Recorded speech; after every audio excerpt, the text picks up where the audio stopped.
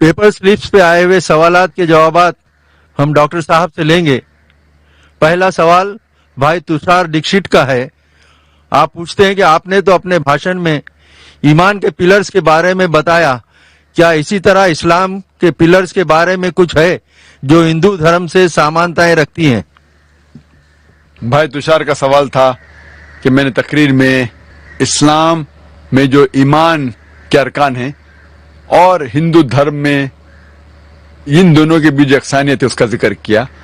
क्या हिंदू धर्म और इस्लाम के अरकान में यकसानियत है कोई? जैसे मैंने तकरीर में फरमाया था कि सारी यकसानियत का जिक्र करने का वक्त नहीं था, लेकिन जब हम तहकीक करते हैं इस्लाम में जो पिलर्स है, इस्लाम में जो अरकान है और हिंदू धर्म में यकसानियत काफी है। अल्लाह के रसूल मोहम्मद सल्लल्लाहु अलैहि वसल्लम फरमाते हैं सही बुखारी में जिल्द नंबर 1 किताबुल ईमान चैप्टर नंबर 1 हदीस नंबर 8 में इस्लाम 5 अरकान पे मबनी है। इस्लाम के 5 अरकान है। नंबर 1 ला इलाहा इल्लल्लाह मोहम्मद रसूलुल्लाह, तौहीद के बारे में। नंबर 2 सलाह। नंबर 3 ज़कात। नंबर 4 सौम और नंबर 5 हज।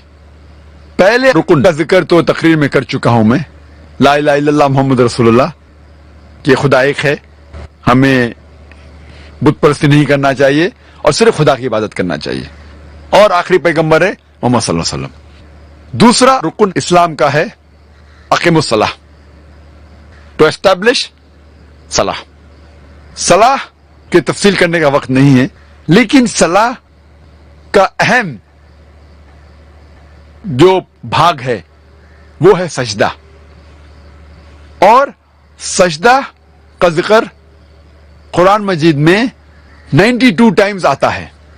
और अल्लाह ताला फरमाते हैं सूरह अल इमरान में सूरा नंबर 3 आयत नंबर 43 में, या मरियम मुक़नुती रब्बी की वस्जुदी वरक़ई मर्रा याकीन, ऐ मेरी आप सिजदा करो और रुकू करो उन लोगों के साथ जो रुकू करते हैं। अल्लाह ताला फरमाते सूरह हज में सूरा नंबर 22 आयत नंबर 77 में, या अल्लज़ीना आमनू, ऐ ईमान वालो रुकू करो और सजदा करो और अल्लाह की इबादत करो ताकि आप सफलता पाए। सजदा का कई जगह जिक्र है। जब हम हिंदू धर्म की किताब पढ़ते हैं, हिंदू धर्म की किताब में जिक्र आता है साष्टांग का। साष्टांग, साष्टांग के मानी क्या है? सा, आश और अंग। स के साथ आष्ट आया है, आष्ट की मानी है 8 और अंग की मानी है जिस्म का हिस्सा। तो साष्टांग के मानी है 8 जिस्म के हिस्से। उसका मतलब है जब अल्लाह की इबादत करते हैं, खुदा की इबादत करते हैं, तो 8 जिस्म के हिस्से लगना चाहिए। अफसोस की बात है जब हम हिंदू को देखते हैं साष्टांग करते हुए, वो पूरा जमीन पे लेट जाता है, सारा बदन जमीन पे लगता है, लेकिन सही लफ्ज की मानी है 8 हिस्से बदन के लगना चाहिए। जब हम सजदा करते हैं तो हमारे 8 बदन के हिस्से लगते हैं जमीन को, माथा, नाक, 2 हाथ, 2 घुटने और 2 पैर, 8 हिस्से। हम जब सिजदा करते हैं उसी तरीके से इबादत का तरीका दिया गया है हिंदू धर्म की किताबों में।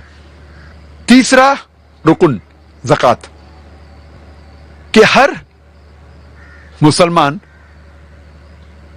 जो 85 ग्राम 85 ग्राम्स सोना से ज्यादा उसके पास बचत है, उसे हर कमरी साल 2.5% खैरात में देना चाहिए। और ज़कात की मानी है टू ग्रो, टू प्योरीफाई, बढ़ावा, पाक करना।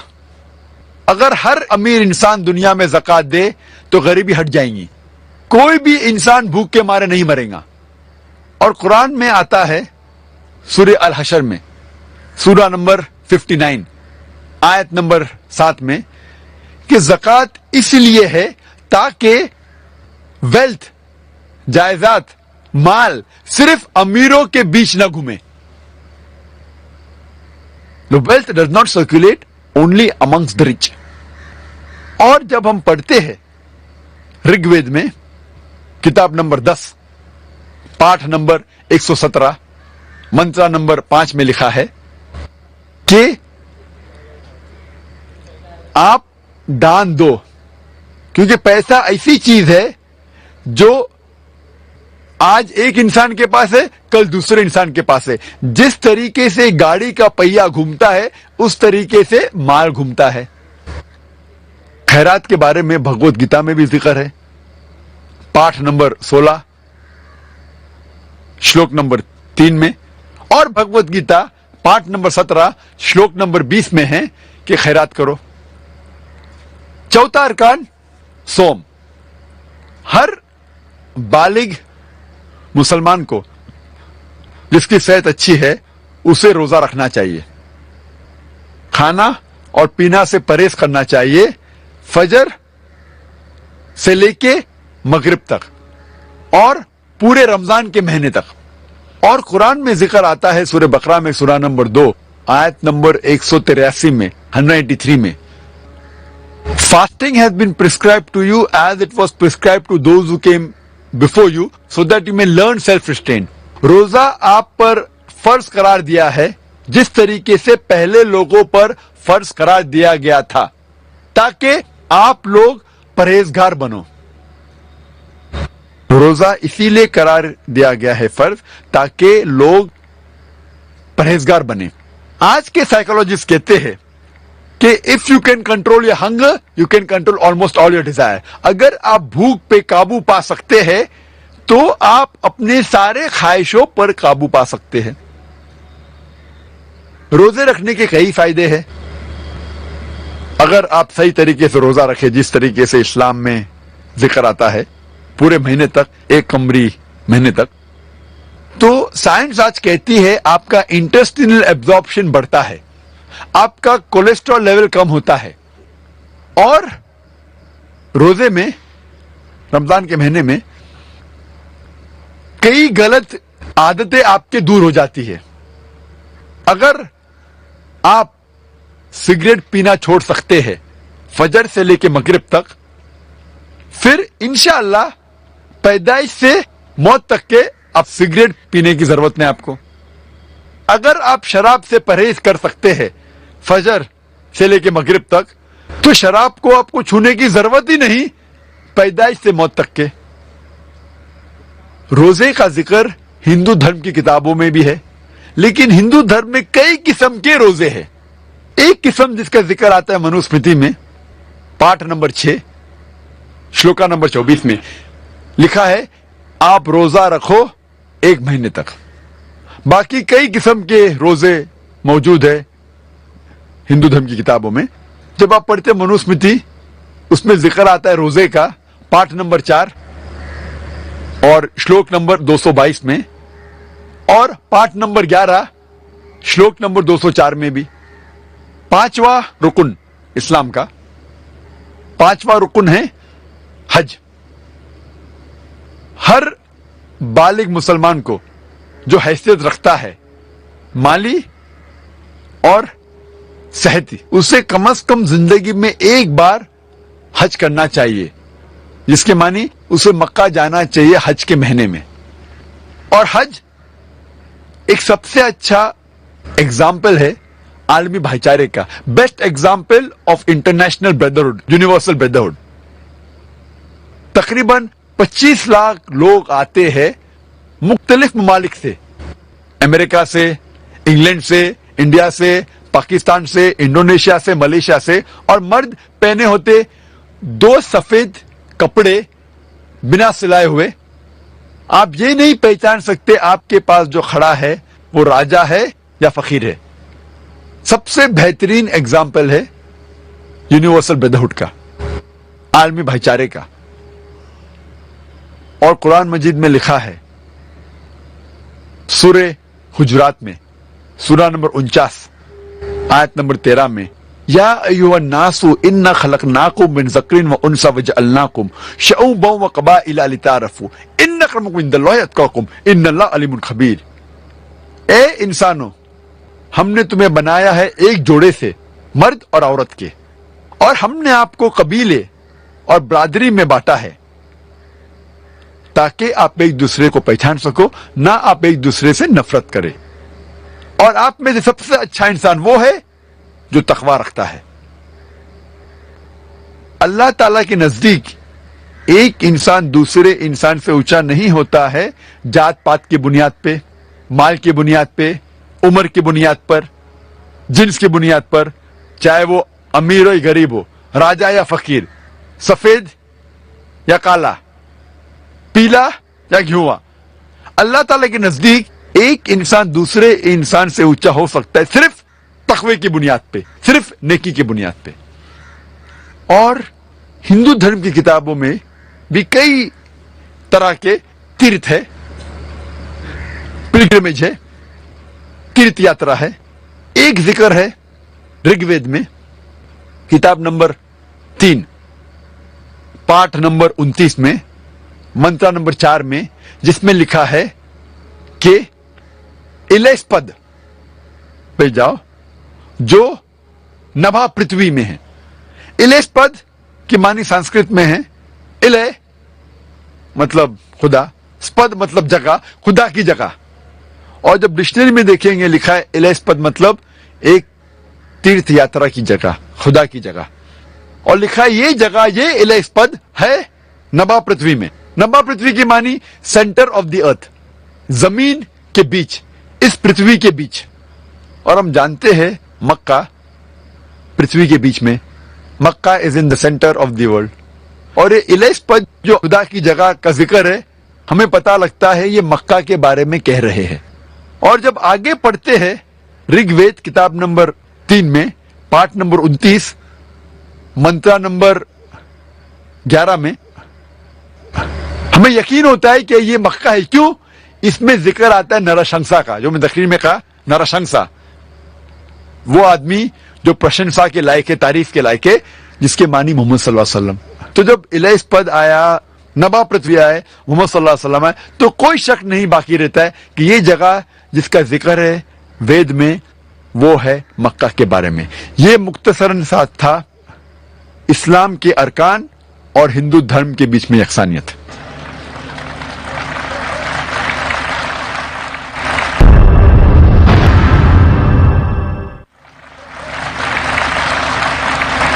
بھائی پرشوتم کا سوال ہے، ہمارے ہندو دھرم کے پنڈت آچاریہ یہ جانتے ہیں کہ وید اور ہندو دھارمک کتابوں میں مورتی پوجا منع ہے، لیکن ہم شروع میں اتنے مضبوط نہیں رہتے، اس لیے ہمارے ذہن کو کانسنٹریٹ کرنے کے لیے مورتی کی ضرورت پڑتی ہے۔ جب ذہن میچیور ہو جائے تب مورتی کی ضرورت نہیں۔ بھائی نے سوال پوچھا تھا کہ ہم جانتے ہیں ہندو دھارمک کتابوں میں لکھا ہے کہ مورتی پوجا حرام ہے، منع ہے، لیکن کیونکہ کانسنٹریشن کے لیے پہلے ہم مورتی کا سہارا لیتے ہیں، بعد میں جب ہم میچور ہو جاتے تو ضرورت نہیں۔ اگر مان لو جو آپ کہہ رہے صحیح ہے کہ پہلے انیشیل سٹیج میں آپ کو ضرورت ہے مورتی کی عبادت کرنے کے لیے، بعد میں جب میچور ہو جائیں گے تو ضرورت نہیں، تو میں یہ کہنا چاہتا ہوں کہ ہم مسلمان آلریڈی میچور ہو چکے ہیں، ہم کو مورتی کی ضرورت نہیں عبادت کرنے کے لیے۔ اور ایک سمے ایک پنڈت مجھ سے بحث کر رہے تھے اور کہہ رہے تھے یہی چیز کہ میں جانتا ہوں کہ مورتی پوجا حرام ہے، غلط ہے، لیکن کانسنٹریٹ کرنے کے لیے ضرورت پڑتی۔ مثال دی ان نے کہ جب ایک چھوٹا بچہ پوچھتا ہے یہ تھنڈر کیوں ہے، بادل کیوں گڑگڑاتے ہیں، یہ جب تھنڈر سنتے نا یا آسمان سے آواز جو آتی ہے گڑگڑاہٹ کی، کیا ہے یہ؟ تو پنڈت کہنے لگا ہم کہتے ہیں بچے سے، کیونکہ وہ نہیں سمجھ پاتا ہے، کہ آئیں ماں چکی پیستی ہے، آسمان میں آئی ماں نانی چکی پیس رہی ہے، کیونکہ بچہ ہے، کیا سمجھیں گا؟ تو میں نے اس سے کہا کہ آپ تو یہ جواب دے سکتے ہیں، لیکن میں یہ جواب نہیں دے سکتا ہوں، کیونکہ میں اگر میرے بیٹے سے کہوں گا کہ یہ ٹھنڈر جو ہے تھنڈر ہے اسی لیے کیونکہ آئی ماں چکی پیستی ہے، اور جب وہ اسکول میں جائیں گا اور چند سال بعد یہ سیکھیں گا کہ thundering is due to sudden expansion of the rapidly heated air, اس کی وجہ سے یہ تھنڈر ہے. تو وہ سوچنے لگے گا کہ ٹیچر غلط بول رہی ہے. جب اسے پتا لگے گا ٹیچر صحیح بول رہی ہے, پھر بولے گا میرا پتا جھوٹ بول رہے تھے. اسلام میں جھوٹ بولنے کی ضرورت ہی نہیں, حق پوچھنے کے لیے جھوٹ کی ضرورت نہیں. ہمیں صاف صاف کہنا چاہیے, ہمیں کہنا چاہیے اچھے انداز میں کیوں ٹھنڈر ہوتا ہے. جب غلط جواب دیں گے تو کل پکڑے جائیں گے اور پھر صحیح نہیں ہوگا. ہمیں اچھے انداز میں سمجھانا چاہیے ہمارے بیٹے کو. اگر ہمیں نہیں پتا کیوں ہے تو بولیے ہمیں نہیں پتا. لیکن آج کے بچے پوچھیں گے ابا آپ کو کیوں نہیں پتا, وہ ہمیں مجبور کرتے ہیں تحقیق کرنے پہ. تو اسلام میں سفید جھوٹ بھی جائز نہیں ہے. اور پنڈت کہنے لگا کہ انیشیل سٹیج میں جب بچہ فرسٹ سٹینڈرڈ میں ہوتا ہے تو اس ٹائم ہم انہیں عبادت کے لیے آئیڈل کا سہارا لینے کے لیے کہتے ہیں, مورتی کا سہارا. جب وہ گریجویٹ بنتا ہے اس ٹائم اسے ضرورت نہیں پڑتی مورتی کی. تو میں اس پنڈت سے کہا جب بھی ہم میتھمیٹکس سکھاتے ہیں بچے کو فرسٹ سٹینڈرڈ میں, بیسکس جو فنڈامنٹل سکھاتے فرسٹ سیکنڈ تھرڈ میں وہ مضبوط ہونا چاہیے. جب فنڈامنٹلز ہی غلط ہے تو عمارت تو بالکل غلط ہوں گی. فنڈامنٹلز کبھی غلط نہیں ہو سکتے. میتھ جب سکھا رہے تو اب ٹریگنومیٹری, لاگرتھم وہ بعد میں سکھائیے, الجبرا, لیکن بیسک تو صحیح سکھائیے. فرسٹ اور سیکنڈ میں کہ 2 + 2 = 4. اگر میرا بچہ کہے گا 2 + 2 = 5, میں کہوں گا نو پرابلم. آپ جب 10th اسٹینڈرڈ میں آئیں گے اس ٹائم میں کہوں گا 2 + 2 ≠ 5 = 4. یہ غلط ہے. ہمیں بنیادی بات صحیح طریقے سے پڑھانا چاہیے. اور وید میں بنیادی بات ہے کہ ایشور, خدا کا کوئی بھی پرتیما نہیں ہے, کوئی بھی آئیڈل نہیں ہے, کوئی بھی امیج نہیں ہے. تو یہ ہم کس طریقے سے کہہ سکتے کہ پہلے چلیں گا بعد میں صحیح کروں. جو چیز غلط ہے غلط ہے. یہ ہمارا فرض ہے کہ ان کو بتائے کہ آئیڈل ورشپ غلط ہے, بت پرستی غلط ہے, اور صحیح چیز ہے کہ صرف ہم ایک خدا کی عبادت کرے جس کا کوئی بھی پرتیما نہیں ہے. Hope that answers the question. اگلا سوال پرکاش کلکرنی کا ہے. وہ پوچھتے ہیں پانی کو ہم الگ الگ زبانوں میں پکارتے ہیں, جیسے انگریزی میں واٹر, ہندی میں پانی, تمل میں تنی وغیرہ. تو پانی الگ الگ تو نہیں ہو جاتا, تو پھر گاڈ کو جیسس بولو, اللہ بولو یا رام بولو, تو وہ الگ الگ کیسے ہو جائے گا؟ وہ تو ایک ہی ہوگا. سوال ہے بھائی صاحب کا کہ پانی کو مختلف ناموں سے پکار سکتے ہیں. پانی کہو ہندی میں, یا واٹر کہو انگلش میں, یا تنی تامل میں, وہ سیم ہے, کچھ فرق پڑتا نہیں. اسی طریقے سے بھگوان کو آپ خدا کو گاڈ کہو یا جیزس کہو یا اللہ کہو یا رام کہو, ایک ہی ہے. اس سوال پہ جب غور کیا جائے تو میں مانتا ہوں کہ مختلف زبانوں میں الگ الگ دیگر نام ہوتے ہیں ایک وہی چیز کے لیے. ایک چیز کے لیے مختلف زبانوں میں مختلف نام ہوتے. مثال کے طور پہ پانی کہتے ہندی میں, انگلش میں ہم کہیں گے واٹر, اور گجراتی میں کہیں گے جل, تامل میں کہیں گے تنی, عربک میں کہیں گے موئے. لیکن شرط یہ کہ پانی کو ہی کہہ سکتے واٹر یا تنی یا موئے. جو پانی نہیں اس کو اگر کہیں گے واٹر یا جل یا تنی تو غلط ہو جائے گا. مثال کے طور پہ ایک میرا دوست مجھ سے کہتا ہے کہ میں ڈاکٹر نے کہا کہ روز صبح میں 1 گلاس پانی پیو, لیکن جب میں پانی پیتا ہوں, کوشش کرتا ہوں, تو الٹی آتی ہے. تو میں نے پوچھا کیوں آتی ہے؟ تو اس نے کہا نہیں, وہ پانی میں بدبو آتی ہے, اس پانی کا رنگ پیلا ہے. پھر سمجھ میں آتا ہے ہاں یہ پانی نے کچھ اور چیز پی رہا ہے. پانی کہہ رہا ہے لیکن پی رہا ہے کچھ اور, پی رہا ہے کچھ اور, کہہ رہا ہے پانی. میں لفظ میں کہنا چاہتا ہوں وہ پانی جس کو کہہ رہا ہے وہ پانی ہی نہیں, وہ پیشاب ہے. تو پانی کو تنی کو واٹر کو چلے گا, لیکن غلط چیز کو اگر آپ پانی کہیں گے تو وہ صحیح نہیں. لوگ کہیں گے یہ کیسی مثال ہے, کون آدمی پیشاب کو پانی کہہ سکتا ہے؟ میں جانتا ہوں کہ عام کوئی بھی انٹیلیجنٹ آدمی, جو بھی آدمی کو بدھی ہے, وہ کبھی بھی غلط فہمی میں پیشاب کو پانی نہیں کہیں گا. اسی طریقے سے وید میں قرآن میں صاف طریقے سے لکھا ہے کہ ایشور کی مورتی نہیں ہے, ایشور کی پتیما نہیں ہے, بت پرستی مت کرو. پھر بھی ہم جانتے ہیں کہ سینکڑوں ہزاروں کروڑوں لوگ مورتی پوجا کرتے, انٹیلیجنٹ ہے, ڈاکٹرز انجینئر ہے, پھر بھی کرتے. اگر ہمیں کوئی چیز مختلف نام سے بلائی جا سکتی, مثال کے طور پہ سونا, ہندی میں ہم کہتے ہیں سونا, انگریزی میں کہتے ہیں گولڈ, عربی میں کہتے ہیں ذہب. لیکن جب آپ سونا خریدنے جاتے ہیں, وہ آدمی سونا کہتا ہے تو آپ تھوڑی لے لیتے, آپ پہلے پرکھتے ہیں کہ وہ سونا ہے کہ نہیں. اگر کوئی آدمی بولا کہ یہ سونا ہے تو کیا پیسے دے کے لے لیتے؟ آپ پرکھتے ہیں ود اے ٹچ سٹون, اور وہ جوہری آپ کو ثابت کرتا ہے کہ یہ سونا ہے, اور وہ گھستا ہے اور پھر کہتا ہے کہ یہ سونا ہو سکتا ہے کہ 24 کیرٹ گولڈ ہے, یا 22 کیرٹ گولڈ ہے, یا 20 کیرٹ ہے, یا 18 کیرٹ ہے, یا ہو سکتا ہے کہ وہ سونا ہی نہیں ہے, کیونکہ ہر چیز جو چمکتی ہے وہ سونا نہیں ہوتی. Everything that glitters is not gold.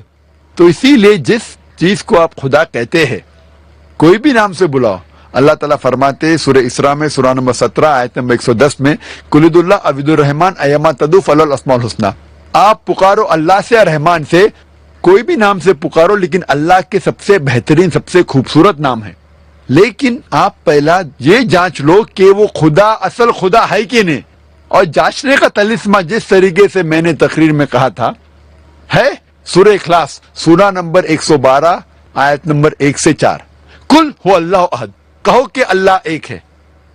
اللہ الصمد, اللہ جو بے نیاز ہے. لم یلد ولم یولد, نہ وہ کسی کو جنتا ہے نہ کسی سے جنا ہے. ولم یکن لہ کفوا احد, اس کے جیسا کوئی نہیں ہے.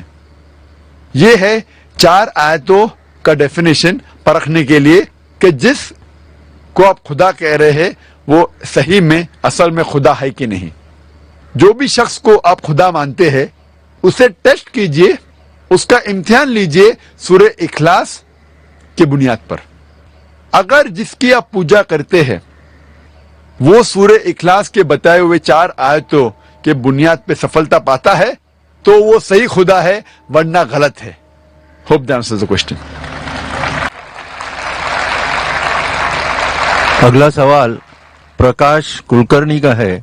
وہ پوچھتے ہیں پانی کو ہم الگ الگ زبانوں میں پکارتے ہیں, جیسے انگریزی میں واٹر, ہندی میں پانی, تمل میں تنی وغیرہ. تو پانی الگ الگ تو نہیں ہو جاتا, تو پھر گاڈ کو جیسس بولو, اللہ بولو یا رام بولو, تو وہ الگ الگ کیسے ہو جائے گا؟ وہ تو ایک ہی ہوگا. سوال ہے بھائی صاحب کا کہ پانی کو مختلف ناموں سے پکار سکتے ہیں. پانی کہو ہندی میں, یا واٹر کہو انگلش میں, یا تنی تامل میں, وہ سیم ہے, کچھ فرق پڑتا نہیں. اسی طریقے سے بھگوان کو آپ خدا کو گاڈ کہو یا جیزس کہو یا اللہ کہو یا رام کہو, ایک ہی ہے. اس سوال پہ جب غور کیا جائے تو میں مانتا ہوں کہ مختلف زبانوں میں الگ الگ دیگر نام ہوتے ہیں ایک وہی چیز کے لیے. ایک چیز کے لیے مختلف زبانوں میں مختلف نام ہوتے. مثال کے طور پہ پانی کہتے ہندی میں, انگلش میں ہم کہیں گے واٹر, اور گجراتی میں کہیں گے جل, تامل میں کہیں گے تنی, عربک میں کہیں گے موئے. لیکن شرط یہ کہ پانی کو ہی کہہ سکتے واٹر یا تنی یا موئے. جو پانی نہیں اس کو اگر کہیں گے واٹر یا جل یا تنی تو غلط ہو جائے گا. مثال کے طور پہ ایک میرا دوست مجھ سے کہتا ہے کہ میں ڈاکٹر نے کہا کہ روز صبح میں 1 گلاس پانی پیو, لیکن جب میں پانی پیتا ہوں کوشش کرتا ہوں تو الٹی آتی ہے. تو میں نے پوچھا کیوں آتی ہے؟ تو اس نے کہا نہیں, وہ پانی میں بدبو آتی ہے, اس پانی کا رنگ پیلا ہے. پھر سمجھ میں آتا ہے ہاں یہ پانی نہیں کچھ اور چیز پی رہا ہے. پانی کہہ رہا ہے لیکن پی رہا ہے کچھ اور, پی رہا ہے کچھ اور, کہہ رہا ہے پانی. تو لفظ میں کہنا چاہتا ہوں وہ پانی جس کو کہہ رہا ہے وہ پانی ہی نہیں, وہ پیشاب ہے. تو پانی کو تنی کو واٹر کو چلے گا, لیکن غلط چیز کو اگر آپ پانی کہیں گے تو وہ صحیح نہیں. لوگ کہیں گے یہ کیسی مثال ہے, کون آدمی پیشاب کو پانی کہہ سکتا ہے؟ میں جانتا ہوں کہ عام کوئی بھی انٹیلیجنٹ آدمی, جو بھی آدمی کو بدھی ہے, وہ کبھی بھی غلط فہمی میں پیشاب کو پانی نہیں کہیں گا. اسی طریقے سے وید میں, قرآن میں صاف طریقے سے لکھا ہے کہ ایشور کی مورتی نہیں ہے, ایشور کی پتیما نہیں ہے, بت پرستی مت کرو. پھر بھی ہم جانتے ہیں کہ سینکڑوں, ہزاروں, کروڑوں لوگ مورتی پوجا کرتے. انٹیلیجنٹ ہے, ڈاکٹرز ہے, انجینئر ہے, پھر بھی کرتے. اگر ہمیں کوئی چیز مختلف نام سے بلائی جا سکتی, مثال کے طور پہ سونا, ہندی میں ہم کہتے ہیں سونا, انگریزی میں کہتے ہیں گولڈ, عربی میں کہتے ہیں ذہب. لیکن جب آپ سونا خریدنے جاتے ہیں, وہ آدمی سونا کہتا ہے تو آپ تھوڑی لے لیتے, آپ پہلے پرکھتے ہیں کہ وہ سونا ہے کہ نہیں. اگر کوئی آدمی بولا کہ یہ سونا ہے تو کیا پیسے دے کے لے لیتے؟ آپ پرکھتے ہیں وتھ اے ٹچ اسٹون, اور وہ جوہری آپ کو ثابت کرتا ہے کہ یہ سونا ہے, اور وہ گھستا ہے اور پھر کہتا ہے کہ یہ سونا ہو سکتا ہے کہ 24 کیرٹ گولڈ ہے, یا 22 کیرٹ گولڈ ہے, یا 20 کیرٹ ہے, یا 18 کیرٹ ہے, یا ہو سکتا ہے کہ وہ سونا ہی نہیں ہے, کیونکہ ہر چیز جو چمکتی ہے وہ سونا نہیں ہوتی. Everything that glitters is not gold. تو اسی لیے جس چیز کو آپ خدا کہتے ہیں, کوئی بھی نام سے بلاؤ, اللہ تعالیٰ فرماتے سورہ اسراء میں, سورہ نمبر 17 آیت نمبر 110 میں, قل ادعوا اللہ عبد الرحمن ایما تدعوا فلہ الاسماء الحسنی. آپ پکارو اللہ سے, رحمان سے, کوئی بھی نام سے پکارو, لیکن اللہ کے سب سے بہترین, سب سے خوبصورت نام ہے. لیکن آپ پہلا یہ جانچ لو کہ وہ خدا اصل خدا ہے کہ نہیں. اور جانچنے کا طلسمہ جس طریقے سے میں نے تقریر میں کہا تھا ہے سورہ اخلاص, سورہ نمبر 112 آیت نمبر 1 سے 4. قل هو اللہ احد, کہو کہ اللہ ایک ہے. اللہ الصمد, اللہ جو بے نیاز ہے. لم یلد ولم یولد, نہ وہ کسی کو جنتا ہے نہ کسی سے جنا ہے. ولم یکن لہ کفوا احد, اس کے جیسا کوئی نہیں ہے. یہ ہے 4 آیتوں کا ڈیفینیشن پرکھنے کے لیے کہ جس کو آپ خدا کہہ رہے ہیں وہ صحیح میں اصل میں خدا ہے کہ نہیں. جو بھی شخص کو آپ خدا مانتے ہیں اسے ٹیسٹ کیجئے, اس کا امتحان لیجئے سورہ اخلاص کی بنیاد پر. اگر جس کی آپ پوجا کرتے ہیں وہ سورہ اخلاص کے بتائے ہوئے 4 آیتوں کے بنیاد پہ سفلتا پاتا ہے تو وہ صحیح خدا ہے, ورنہ غلط ہے. Hope that answers the question. اگلا سوال راجیش کا ہے. وہ پوچھتے ہیں اگر اسلام کے معنی امن ہے تو کیوں جہاد یعنی قتل و غارت گری کا قرآن میں حکم ہے, جبکہ ہندو دھرم میں امن کی بات کہی گئی ہے؟ بھائی صاحب نے کہا کہ قرآن میں کیوں قتل کے بارے میں کہا گیا ہے جب اسلام مذہب ہے امن کا, اور ہندوازم میں امن کے بارے میں کہا گیا ہے. اکثر ہندو پوچھتے ہیں کہ قرآن میں جہاد کے بارے میں کیوں لکھا گیا ہے, کیوں قتل کے بارے میں لکھا گیا ہے. بہت سے لوگوں, غیر مسلم اور مسلم کو غلط فہمی ہے یہ لفظ جہاد کے بارے میں. جہاد آتا ہے لفظ جہادہ سے, جس کے معنی ہے جد و جہد کرنا. لوگوں کو غلط فہمی ہے کہ کوئی بھی جنگ, کوئی بھی مسلمان اگر کوئی بھی جنگ لڑ رہا ہے, چاہے خود کے فائدے کے لیے ہو, چاہے اپنے نام کے لیے ہو, چاہے مال کے لیے, اسے کہتے ہیں جہاد. جہاد کے معنی یہ نہیں کہ کوئی بھی مسلمان کوئی بھی جنگ لڑ رہا ہے, چاہے خود کے فائدے کے لیے ہو, خود کے نام کے لیے ہو, خود کے مال کے لیے ہو. جہاد آتا ہے لفظ جہادہ سے, جس کے معنی ہے جد و جہد, ٹو اسٹرائیو, ٹو اسٹرگل. اور اسلام میں جہاد کی معنی ہے to strive against one own evil inclination, جد و جہد کرنا اپنے خود کے نفس کے خلاف, برائی کے خلاف. جہاد کے معنی یہ بھی ہوتی ہے کہ جد و جہد کرنا معاشرے کو سدھارنے کے لیے. جہاد کے معنی یہ بھی ہوتی ہے کہ جنگ کے میدان میں اپنے آپ کو بچانے کے لیے جد و جہد کرنا. جہاد اسے بھی کہتے ہیں کہ جنگ کرنا ظلم کے خلاف, اسے بھی کہتے ہیں جہاد. لیکن جہاد کے معنی ہے جد و جہد. لوگوں کو غلط فہمی ہے اور غلط ترجمہ کرتے جہاد کا انگریزی میں ایز ہولی وار. ہولی وار کو عربی میں کہیں گے حرب مقدسہ, اور یہ عربی لفظ حرب مقدسہ قرآن مجید یا حدیث میں کہیں بھی نہیں آ پائیں گے. یہ لفظ ہولی وار سب سے پہلے استعمال کیا گیا تھا کروسیڈرز کے لیے, جب انگریز اپنا دین اپنا مذہب پھیلا رہے تھے تلوار کے بل پر اور ہزاروں لوگ کا قتل کیا, اس ٹائم کہتے تھے ہولی وار. آج کی تاریخ میں یہ لفظ استعمال ہو رہا ہے مسلمان کے لیے جو بالکل غلط ہے. اور جب ہم پڑھتے ہیں دیگر مذاہب کی کتابوں کے بارے میں, لوگ غلط حوالہ دیتے ہیں قرآن مجید کا اور لوگوں کو غلط فہمی میں ڈال دیتے.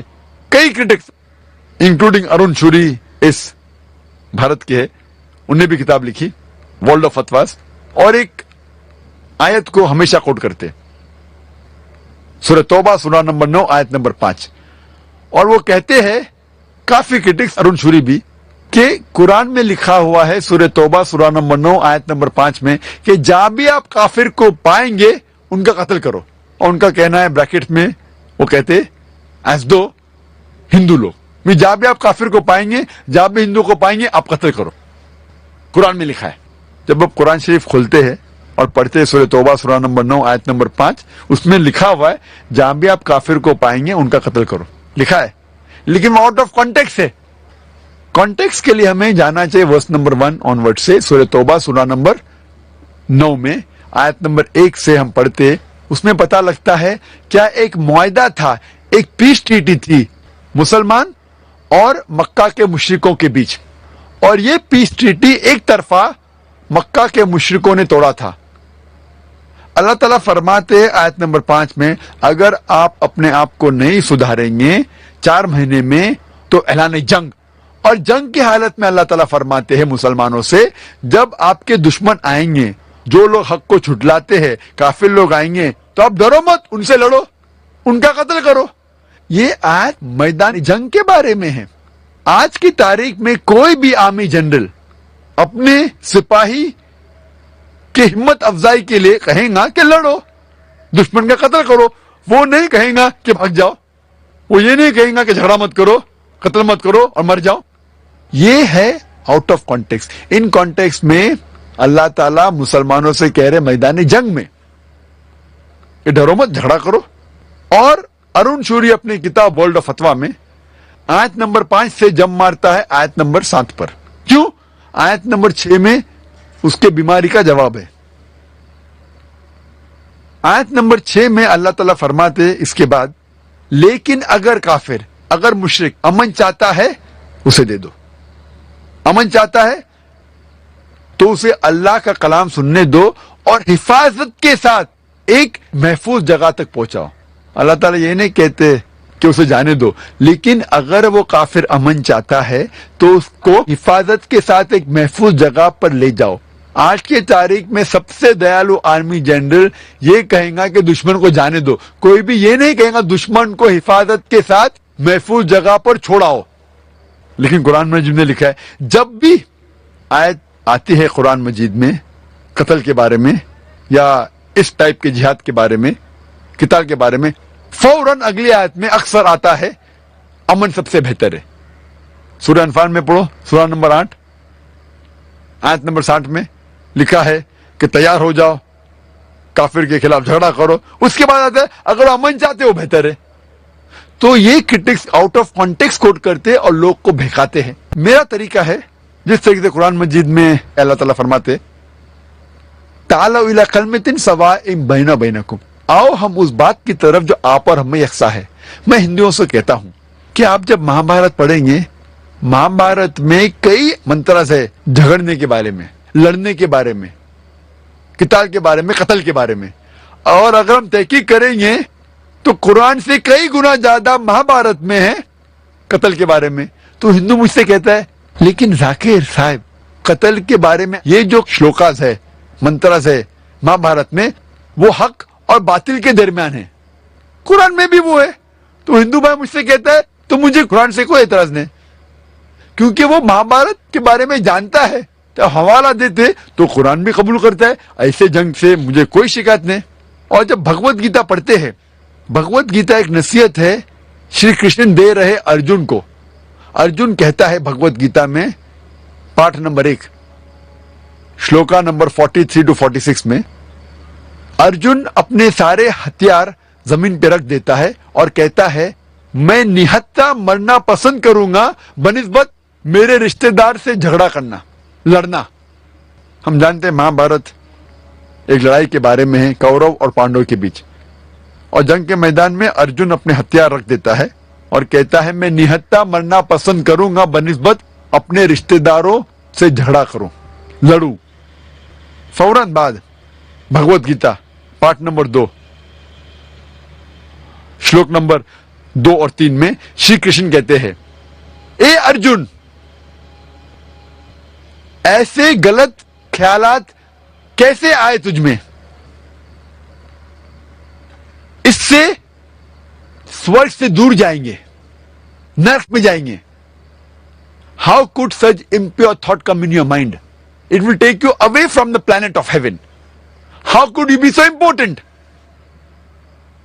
اور آگے پڑھتے ہیں تو لکھا ہے بھگوت گیتا پارٹ نمبر 2 میں منترا نمبر شلوک نمبر 31, 32, 33 میں شری کرشن کہتے ہیں ارجن سے شتریہ کا دھرم ہے کہ وہ لڑے، اور کامیاب ہے بلیسڈ 2 شتریہ وہ لوگ کے اوپر اچھائی آئے، وہ شتریہ جس کو جھگڑنے کا موقع ملتا ہے، لڑنے کا موقع ملتا ہے۔ اگر شتریہ نہیں لڑے گا تو وہ گناہ کر رہا ہے، اگر لڑے گا تو جنت میں جائیں گا۔ اور بہت سے کرٹکس آف اسلام جو اسلام کے بارے میں اسلام کے خلاف کتاب لکھتے ہیں، وہ ایک حدیث پیش کرتے ہیں محمد صلی اللہ علیہ وسلم کی، جو صحیح بخاری میں سے ہے، جلد نمبر 4 کتاب الجہاد پارٹ نمبر 2 حدیث نمبر 46، جس میں محمد صلی اللہ علیہ وسلم فرماتے اگر مجاہد جنگ کے میدان میں اس کا قتل ہو جاتا ہے تو جنت جائیں گا، اگر زندہ واپس لوٹتا ہے تو اسے اس دنیا کا مال ملے گا۔ بہت سے غیر مسلمان اس حدیث کا اعتراض کرتے کیسا دھرم ہے یہ اسلام، کیسا مذہب ہے جس میں لکھا ہے کہ اگر آپ جنگ کے میدان میں جائیں گے اور مر جائیں گے تو آپ کو جنت ملیں گی، سورگ ملیں گی، واپس آئیں گے تو آپ کو دولت ملتی ہے۔ جب ہم بھگوت گیتا پڑھتے ہیں، بھگوت گیتا پارٹ نمبر 2 شلوک نمبر 37 میں لکھا ہے شری کرشن کہتے ہیں ارجن سے اے ارجن اٹھو اور لڑو، اگر جنگ کے میدان میں تمہارا قتل ہوگا تو آپ سورگ میں جائیں گے، اگر زندہ واپس آئیں گے تو اس دنیا کی دولت ملیں گی۔ ہو بہو جو صحیح بخاری میں محمد صلی اللہ علیہ وسلم کہتے ہیں وہی شری کرشن ارجن سے کہتے ہیں۔ میں یہ سوچتا ہوں کہ کیسے یہ کرٹکس آف اسلام میں یہ ارون شوری خود کی کتاب نہیں پڑھا، نہ بھگوت گیتا نہ مہابھارت، اور قرآن کے بارے میں خلاف لکھنے لگا۔ افسوس کی بات ہے، خود کی کتاب پڑھیں گے تو جواب ملے گا۔ تو اسی لیے ہر مذہب میں جب ضرورت ہے کسی کا قتل کرنا غلط ہے۔ قرآن مجید میں ذکر آتا ہے سورہ مائدہ میں سورہ نمبر 5 آیت نمبر 32 میں اگر کوئی بھی انسان کوئی دوسرے انسان کا قتل کرتا ہے، چاہے وہ مسلم ہو یا غیر مسلم ہو، وہ ایسا ہے کہ سارے انسانیت کا قتل کر رہا ہے، صرف قتل کے بدلے قتل، یا وہ شخص اس زمین پہ فساد پھیلا رہا ہے، یہ 2 وجہ کے علاوہ کوئی بھی انسان دوسرے انسان کا قتل کر رہا ہے تو وہ ایسا ہے کہ سارے انسانیت کا قتل کر رہا ہے۔ اور کوئی بھی انسان دوسرے انسان کی زندگی بچاتا ہے تو وہ ساری انسانیت کو بچاتا ہے۔ تو قتل کرنا ایک انوسنٹ آدمی کا حرام ہے، لیکن جب وقت قتل کے بدلے قتل یا جنگ کے میدان میں جہاں ضرورت ہے ظلم کے خلاف لڑنا، تو بھگوت گیتا میں بھی اس کا ذکر ہے، مہابھارت میں بھی، بائبل میں بھی ہے۔ تو اگر ہم کانٹیکسٹ پڑھیں گے تو صحیح علم آپ کو لگ جائے گا اسلام میں کیا کہا گیا ہے جہاد کے بارے میں۔ Hope the answers the question. Paper slip پر آئے ہوئے سوالات کا یہ آخری سوال ہے۔ سندیپ سوال کرتے ہیں کہ کیا ہم سب یہ نہیں جانتے کہ خدا سب کچھ کر سکتا ہے، تو پھر منشیہ کیوں نہیں بن سکتا؟